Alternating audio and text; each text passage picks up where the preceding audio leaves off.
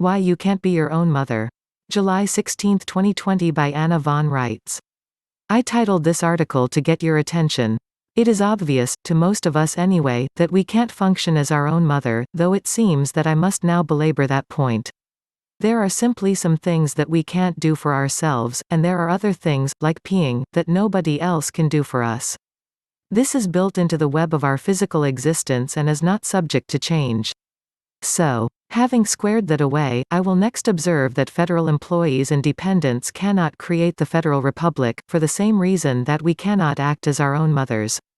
Federal employees and dependents by definition lack the legal and lawful standing to recreate the missing part of our federal government, known as the federal republic. Recreating the federal republic is a multi-step process requiring participation by multiple other entities. First, the American states and people have to assemble and bring their states of the Union into session to conduct business. That hasn't been done since the Civil War and has proven to be quite a goat-roping contest, thanks to misguided efforts by our employees to incapacitate us and identify us as employees just like them, and therefore, just as helpless to do the necessary work of reconstruction. So that has had to be overcome, with the people forced to formally declare their political status and to repopulate their states on paper, states that they never left in fact. All right, consider that part done. The American people have responded, have declared themselves to be Americans acting in the capacity of American state citizens. Our 50 states have been repopulated accordingly, and the state assemblies have been called into session. That's steps 1, 2, and 3. 1. Declaration. 2. Acceptance of state citizenship. 3. Setting up state assemblies and calling into session. Next, the state assemblies must take care of housekeeping business and formally enroll all the western states that have been left in limbo pending their final acceptance as states of the Union. Next, each state must create its own new state of state organization.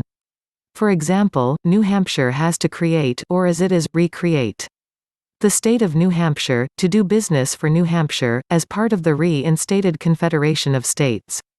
This requires rewriting the original constitution of each American state of state that existed prior to the Civil War, and in the case of the new Western state members, writing a first-ever American state-level constitution, because all these states have ever known as a British territorial version acting as a placeholder. Finally, with all the members of the Confederation of States reconstructed, it is their responsibility to relaunch the Federal Republic owed to Americans under the provisions of the Constitution for the United States of America. We are a little better than halfway home, somewhere between second and third base. There are those who think that they can hurry this process along by using federal citizens to fill the ranks of fake assemblies, and pull another fast one on the American people. RUSA and the so-called National Assembly groups think that they can do this, but they don't understand the actual law. If they did, they'd already know that their efforts are doomed and that they lack the standing required to complete the legitimate reconstruction process.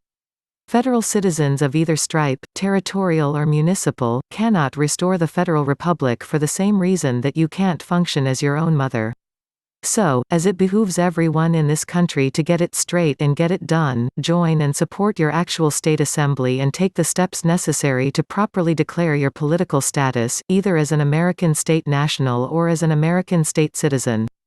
Having thus reclaimed your own lawful standing as an American and being enabled to act in the proper capacity, you can reconstitute, that is, reconstruct, your American state of state organization, reclaim the assets of the federal state trusts, and restore the Federal Republic.